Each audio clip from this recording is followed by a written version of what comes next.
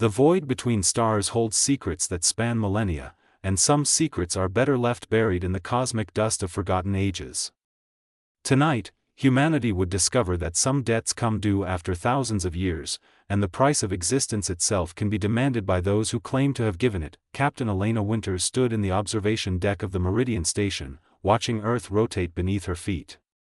The planet looked peaceful from here, wrapped in clouds and oceans, glittering with city lights that marked humanity's triumph over darkness.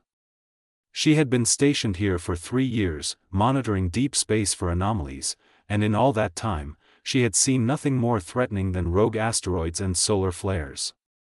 Her shift was almost over. She was thinking about the coffee waiting for her in the break room when the sensors began screaming. "Captain, we have an anomaly," called out Technician James Park from his station. His voice carried an edge she had never heard before. "Multiple anomalies. They just appeared at the edge of the solar system." Elena moved quickly to his station, her casual demeanor evaporating. "What kind of anomalies?" "Large. Very large. 15 objects, each reading approximately 5 kilometers in length." James's fingers flew across his console. "They're not asteroids. The composition is wrong. These are artificial." Elena felt her heart rate spike. "Are they ours?" "No known human vessels match these signatures." James pulled up the visual feed. The screen showed massive ships, dark and angular, their surfaces covered in symbols that hurt to look at. They moved with purpose, arranging themselves in a formation that spoke of military precision. "Captain, they're heading toward Earth. Estimated arrival in 48 hours at current speed. Sound the alarm. Get me a direct line to Earth Command." Elena watched the alien vessels on the screen, feeling a cold dread settle in her stomach. "And someone wake up Dr. Hiroshi Nakamura. If anyone can figure out what we're dealing with, it's him." Dr. Nakamura arrived in the command center 20 minutes later, his gray hair disheveled from sleep, but his eyes sharp and alert. He had spent 40 years studying ancient civilizations and prehistoric anomalies, earning him the nickname, the History Hunter, among the younger staff. Most people thought his theories were entertaining fiction. Elena had always suspected he knew more than he let on. "Show me," Nakamura said without preamble. James transferred the data to the main screen. Nakamura studied the alien ships in silence, his expression growing darker with each passing second. Finally, he reached into his jacket and pulled out a small tablet. His fingers trembled slightly as he navigated through files. "That I hoped I would die before seeing this day," Nakamura said quietly. He pulled up an image on his tablet, an ancient cave painting from a site in Turkey that was over 8,000 years old. The painting showed figures descending from the sky in vessels that looked disturbingly similar to the ships on the main screen. 20 years ago, I found something buried beneath the Gobi Desert. A structure that predated recorded civilization by millennia. Inside were records. Instructions. Warnings." Elena stared at him. "What kind of warnings?" "The kind that tell you humanity was not alone in its development. That we were planted here, cultivated, left to grow." Nakamura's voice was steady, but his hands gripped the tablet tightly. The record spoke of the architects, beings who seeded life across the galaxy and returned periodically to collect what they considered their property. The last entry was dated approximately 6,000 years ago. It said they would return when we reached sufficient numbers. "That's impossible," James said. "We evolved naturally. There's fossil evidence, genetic records. All of which could have been engineered," Nakamura replied. "What if everything we think we know about our origins is exactly what they wanted us to believe? What if we are their crop, and the harvest season has finally arrived?" Before anyone could respond, the communication system crackled to life. A voice filled the command center, speaking in perfect English but with an accent that belonged to no human tongue. The words were formal, rehearsed, carrying the weight of ancient ceremony. "Attention, inhabitants of the third planet. I am High Collector Draven of the Architect Concordance. 6,000 years ago, our expedition seeded your world with genetic material designed to produce a sustainable food source. Your development has proceeded as planned. Your population has reached optimal harvest numbers. This is not an act of war. This is a collection of property. You have been informed as a courtesy. Compliance is expected. Resistance will be processed as defective behavior and purged. You have one standard rotation to prepare. The harvest begins at dawn. The transmission ended. Silence filled the command center, the kind of silence that feels like the world has stopped spinning. Elena felt her training kick in, pushing past the existential horror of what she had just heard. They were not alone. They had never been alone. And something ancient and powerful considered them livestock. Get me Earth command. Now. Elena's voice cut through the silence like a blade. And prepare every defense platform we have. If they think humanity will lie down and accept this, they're about to learn how wrong they are. We might have been planted here, but we grew into something they never anticipated. We became more than they intended. And we will fight. The next 12 hours transformed Earth from a peaceful civilization into a fortress preparing for siege. Captain Elena Winters watched from Meridian Station as military vessels launched from spaceports across the globe, each one carrying weapons that had been designed for theoretical alien encounters but never expected to face actual use.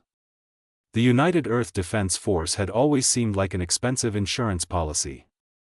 Now it was humanity's only hope. Captain, we have incoming transmissions from the lunar defense grid, James reported. Commander Briggs is requesting tactical coordination.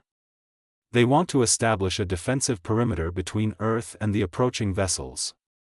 Tell Briggs to hold position at the lunar orbit. We need to understand what we're facing before we engage. Elena pulled up the tactical display, studying the alien formation. The 15 massive ships had not changed course or speed. They moved with the confidence of predators who had never encountered meaningful resistance. What's our weapon inventory? All orbital platforms are armed and ready. Plasma cannons, kinetic missiles, directed energy weapons. The lunar base has heavy rail guns and nuclear options if necessary. James hesitated. Captain, Dr. Nakamura has requested an audience. He says he found something in the ancient records that might help. Nakamura entered the command center carrying a sealed case.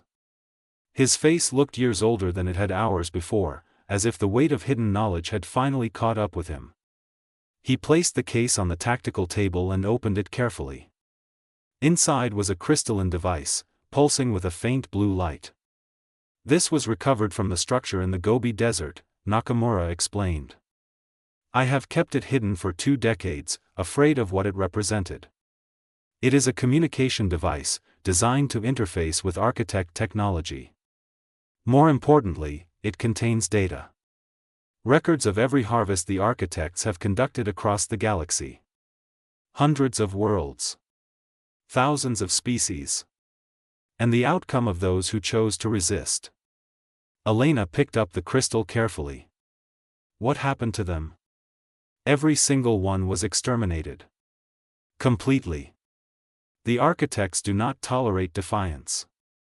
They view resistance as a contamination of their product. Nakamura's voice was hollow. But there is something else. In all those records, across all those harvests, there is one constant. The architects always win because the species they seed never develop beyond a certain technological threshold. They are engineered to be limited, incapable of true innovation. We should not have been able to build spacecraft. We should not have developed nuclear physics or quantum computing. According to their models, we should still be using bronze tools. But we didn't, Elena said, understanding dawning. We exceeded their design. Exactly. Somehow, somewhere in our development, we broke free of their limitations. We became something unprecedented. Nakamura activated the crystal, and holographic displays filled the air around them. This is their assessment of humanity from 6,000 years ago. They rated us as a Class 3 harvest. Simple. Predictable. Easy to collect. But if we have truly exceeded their design, they may not be prepared for what we have become. A new voice interrupted them, transmitted directly from Earth. Meridian Station, this is General Patricia Hayes, Supreme Commander of Earth Defense. Dr. Nakamura, I have reviewed your report. It makes for terrifying reading. Captain Winters, I am authorizing you to take command of the orbital defense grid. We are implementing Protocol Phoenix. Elena felt her blood run cold. Protocol Phoenix was the last resort option, the plan that assumed Earth would fall and focused on preserving humanity through evacuation of the colonies. General, with respect, we should be preparing to fight, not flee. We will fight, Captain. But we will also be realistic. The enemy has 15 capital ships, each larger than anything we have ever built. Their technology is millennia ahead of ours. If we lose, humanity needs to survive somewhere. Hayes's image appeared on the main screen. She looked tired but determined. However, Dr. Nakamura's information gives me hope. If we truly are anomalous, if we exceeded their design, then perhaps we have capabilities they do not anticipate. Captain, I want you to coordinate with our best military minds. Find our advantages. Find their weaknesses. We have 36 hours before they arrive. Let's make them count. The command center exploded into activity. Elena coordinated with defense forces across the solar system while Nakamura worked with xenobiologists and military strategists to analyze every scrap of information from the architect records. Slowly, a picture emerged. The architects were powerful, but their power came from consistency. They used the same ships, the same weapons, the same tactics because those methods had worked for 50,000 years. They had grown complacent. They expected compliance or easy victory. They won't expect creativity, said Lieutenant Sofia Martinez, the station's chief weapons officer. She had been studying the architect vessel designs for hours. Look at their hull configuration. It's optimized for fighting primitive species with limited range weapons. But their armor distribution assumes attacks will come from predictable angles. If we could coordinate strikes from multiple vectors simultaneously, we could punch through, Elena finished. They're expecting prey. We need to show them predators. James pulled up a simulation. Our ships are smaller, faster, more maneuverable. If we use guerrilla tactics, hit and run strikes, we could inflict damage while minimizing our exposure. The lunar rail guns could provide cover fire while strike teams target their propulsion systems. It's still a massive risk, Nakamura warned. Even if we damage their fleet, we don't know their full capabilities. They might have reinforcements. They might have weapons we cannot defend against. Elena looked at Earth rotating peacefully below, unaware of the threat approaching through the darkness. She thought about the billions of people down there, living their lives, loving their families, dreaming their dreams. She thought about the colonies spreading across the solar system, humanity reaching for the stars. She thought about what it meant to be human, to face impossible odds and fight anyway. Then we make sure our first strike counts, Elena said. Because whether we were planted here or evolved naturally doesn't matter anymore. What matters is that we are here. This is our home. These are our lives. And we will not go quietly into someone else's harvest. We will show these architects that humanity is not cattle. We are fire and fury and stubborn refusal to accept fate. Let them come. Let them see what their little experiment has become. The alien fleet arrived exactly on schedule, emerging from the darkness like ancient gods returning to claim their due. Captain Elena Winters watched from Meridian Station as the 15 massive vessels entered Earth's orbit, their hulls reflecting sunlight in patterns that seemed designed to inspire awe and terror. They moved into formation, surrounding the planet like hunters circling cornered prey. For a long moment, nothing happened. Then the lead ship began to glow. "They're charging weapons," James reported. "Energy signatures are off the scale. They're preparing to bombard the surface."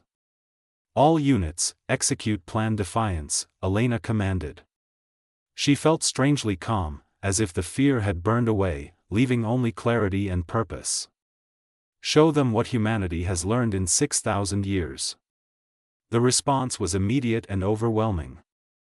Every defense platform in Earth's orbit opened fire simultaneously. Plasma bolts, kinetic missiles, and laser arrays converged on the Architect vessels from a dozen different angles. The lunar base fired its massive rail guns, sending projectiles at velocities that turned them into relativistic weapons. Human ships, small and swift, swarmed around the alien fleet like angry hornets, their weapon systems coordinated by advanced AI that could predict and adapt faster than any biological mind.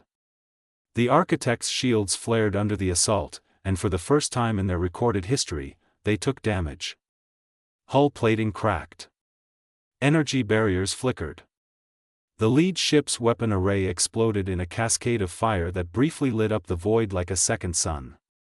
"Direct hit on the flagship," Sophia reported, her voice filled with fierce joy.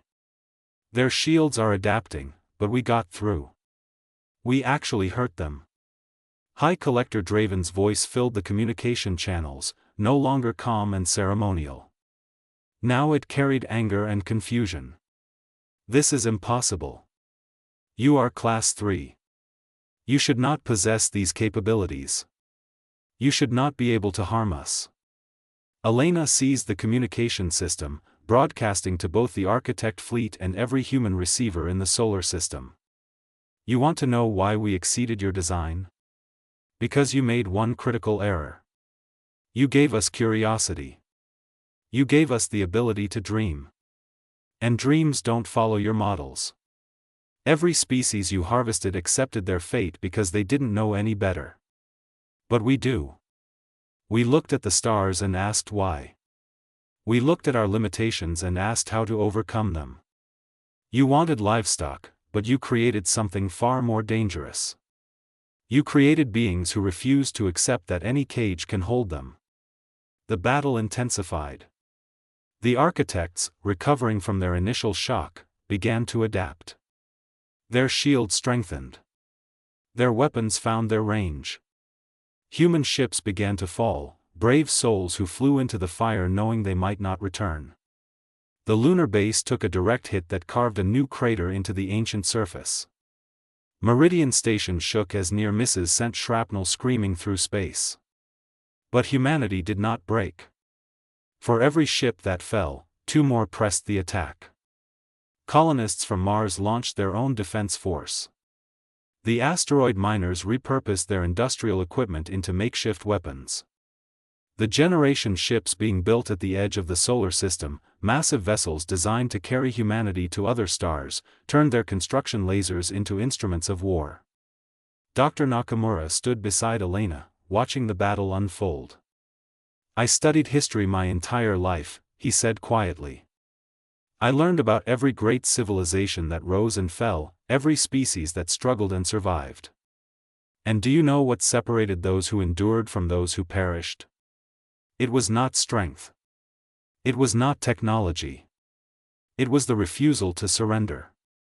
The willingness to fight for one more day, one more moment, one more chance to prove that existence matters." "Is that what we are doing?" Elena asked. "Proving we matter?" "No," Nakamura said. "We are proving that we always mattered. That we mattered before they came, and we will matter after they leave. Whether they seeded us or not, whether we were designed or evolved, we became something real. We became people with hopes and fears, with love and loss, with the capacity to choose our own path. That is what they can never take from us." The turning point came when Lieutenant Martinez executed a maneuver that defied conventional physics. She piloted her fighter directly at the Architect flagship, dodging defensive fire with skill that bordered on precognition. At the last possible moment, she ejected her entire payload of nuclear warheads directly into the ship's damaged hull section and then accelerated away at maximum thrust. The explosion that followed tore through 3 decks of the massive vessel, venting atmosphere and bodies into space. "We can win this," Sophia's voice came through the communication system. "We can actually win this." But victory came with a price. The casualty report scrolled across Elena's screen. Thousands dead. Tens of thousands wounded. Defense stations destroyed. Ships crippled. And still the architects fought, their ancient pride unable to accept defeat at the hands of what they considered animals. Then something unexpected happened. The smallest of the architect vessels broke formation. It turned away from Earth and began transmitting on all frequencies. The voice that emerged was different from High Collector Draven. It was younger, uncertain, carrying a tone that sounded almost like regret. "This is Navigator Kellen of the seeding vessel Eternal Watch. I am transmitting against the orders of my superiors. What we are doing here is wrong. I have reviewed the records.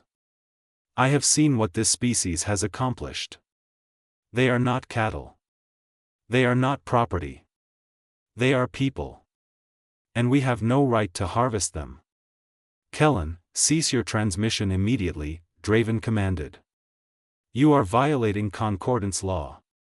"The Concordance is wrong," Kellen replied. "We have been wrong for 50,000 years. We convinced ourselves that seeding made us gods, but it only made us farmers too afraid to see that our crops grew into something greater than we ever were. Humanity has achieved in 6,000 years what took us 50,000. They reached the stars without our guidance. They built civilizations without our instruction. And when we came to take what was never ours, they fought back with courage we have long forgotten. I will not be part of this harvest. I will not stain my soul with this crime." The Eternal Watch turned away from the battle and began moving toward the edge of the solar system. 2 other architect vessels followed.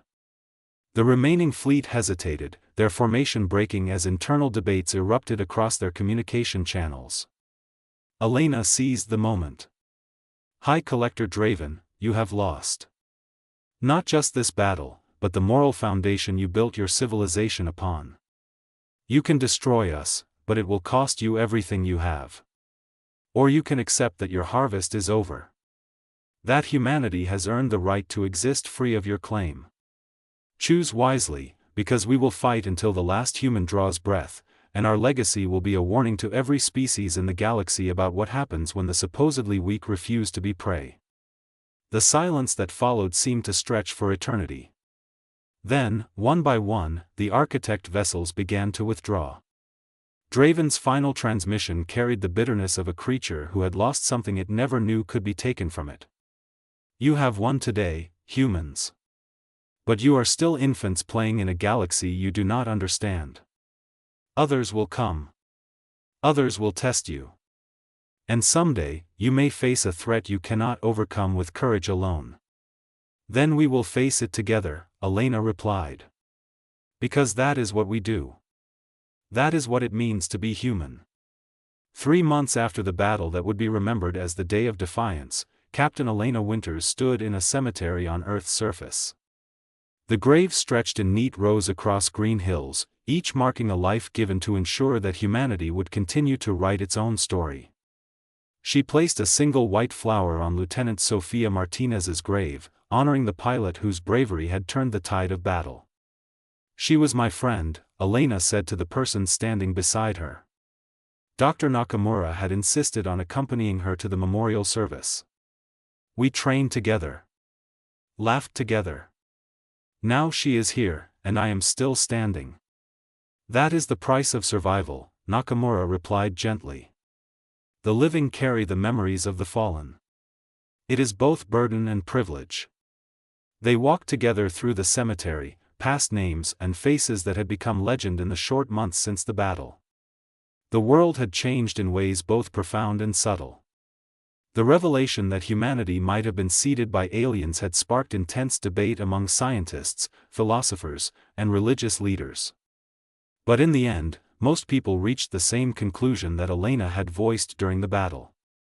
The origin of humanity mattered less than what humanity chose to become. The genetic tests came back, Nakamura said as they walked. We analyzed samples from archaeological sites dating back to before the supposed seeding period.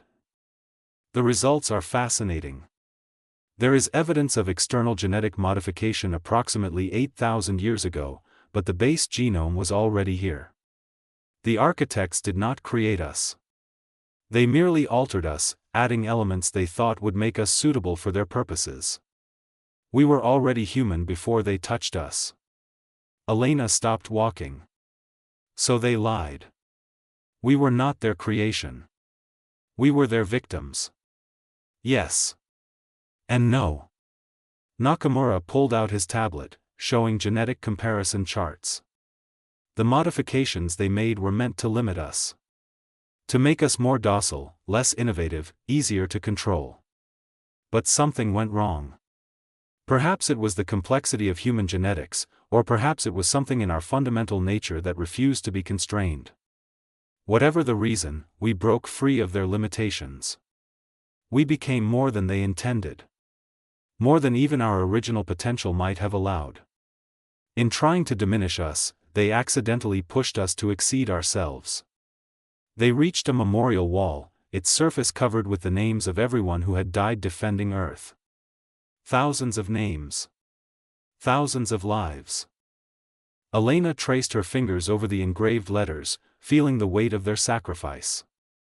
"Do you think Draven was right?" she asked. "That others will come? That we will face threats we cannot overcome?" "Absolutely," Nakamura said. "The galaxy is vast and full of wonders and dangers. We have barely glimpsed the edges of what exists beyond our little corner of space. There will be other species, other conflicts, other challenges. Some we will overcome. Some may overcome us. That is the nature of existence. Then why fight? If we are just delaying the inevitable?" Nakamura smiled. "Because the fight itself gives meaning to existence. Because every day we survive is a day we can love, learn, create, and dream. Because the universe does not grant meaning. We create it through our choices, through our refusal to surrender to despair. The architects thought they could harvest us because they saw us as objects without intrinsic value. We proved them wrong not by being perfect or invincible, but by insisting that our lives matter. That is enough. That will always be enough." Elena received a communication notification. She activated her neural interface, and General Hayes's face appeared in her vision. "Captain Winters, I have news. The United Earth Council has voted to establish the Department of Galactic Relations. They want someone to lead it who understands that we are not alone in the universe, and that we must be prepared for whatever comes next. Someone who has proven they can face the impossible and find a way forward. The position is yours if you want it." Elena looked out across the cemetery, across the graves of those who had given everything. She thought about Sophia's final words before her sacrifice, transmitted to the entire fleet. "Make it count. Make every moment count." "I accept," Elena said. "But I have conditions. We rebuild the defense grid. We continue exploring. We reach out to species like Navigator Kellen, beings who showed us that morality transcends species and origin. We become not just defenders of Earth, but advocates for the principle that all sapient life has the right to determine its own destiny. And we never forget the price we paid to earn that right." "Agreed," Hayes said. "Welcome to the next chapter of human history, Ambassador Winters." The title felt strange, but Elena accepted it. She turned to Nakamura. "What will you do now?" "Continue my work," he said. "But with a new focus. For decades, I studied humanity's past. Now I want to help shape its future. There is so much we still do not know about the galaxy, about the species that inhabit it, about our own potential. I want to ensure that we grow with wisdom as well as strength, that we learn from both our triumphs and our mistakes." They left the cemetery together, walking toward the shuttle that would take them back to the orbital facilities. Above them, construction crews worked on the new defense stations, larger and more advanced than those destroyed in the battle. Beyond them, ships departed for the colonies, carrying people eager to build new lives among the stars. And further still, beyond human sight, lay the vast expanse of the galaxy, full of mysteries waiting to be discovered. Elena paused at the shuttle entrance, looking back at Earth one final time. The planet rotated peacefully, unaware of how close it had come to extinction. But it had survived. Humanity had survived. Not because they were the strongest or the most advanced, but because when faced with the choice between surrender and defiance, they chose to fight. "Do you think we will ever know for certain whether we were designed or evolved?" she asked Nakamura. "Do you think we will ever know for certain whether we were designed or evolved?" she asked Nakamura. "Does it matter?" he replied. "Whether we came from the primordial soup or an alien laboratory, we are here now. We are real. We have consciousness, culture, compassion, and courage. We have earned our place in the galaxy not through the accident of our creation, but through the deliberate choice of who we became. That is the only origin story that truly matters." The shuttle lifted off, carrying them toward the future. Behind them, the graves stood silent testimony to the cost of freedom. Ahead, the stars beckoned with infinite possibilities. And somewhere in the vast darkness, other civilizations watched and waited, wondering what this young species that refused to be harvested would do next. In the years that followed, humanity would face many challenges. They would encounter friendly species and hostile ones. Than they had imagined. But they would face each challenge with the lesson learned on that day when the architects came to claim their harvest. They would face it together. They would face it with courage. And they would never accept that anyone had the right to determine their destiny but themselves. The architects had planted a seed, thinking to grow cattle. Instead, they had nurtured fire. And fire, once ignited, cannot be easily controlled. It spreads. It grows. It transforms everything it touches. Humanity had become that fire, and the galaxy would never be the same. 3 centuries later, historians would look back on the Day of Defiance as the moment humanity truly came of age. Not because they won a battle, but because they asserted a fundamental truth that would reshape galactic civilization. That consciousness, regardless of its origin, has inherent value. That sapient beings have the right to self-determination. That the strong do not have the right to prey upon the weak simply because they can. And Navigator Kellen, who had defected from the Architect fleet, would become humanity's first alien ambassador, working to establish the Galactic Accord, a federation of species committed to mutual respect and cooperative exploration. The architects themselves would eventually join, humbled by their failed harvest and willing to learn from the species they had tried to enslave. But that is another story for another time. For now, in this moment, Captain Elena Winters looked out at the stars and smiled. Because regardless of where humanity came from, she knew where they were going. Forward. Always forward. Into the unknown. Into the impossible. Into a future they would write themselves. And that was enough. That would always be enough.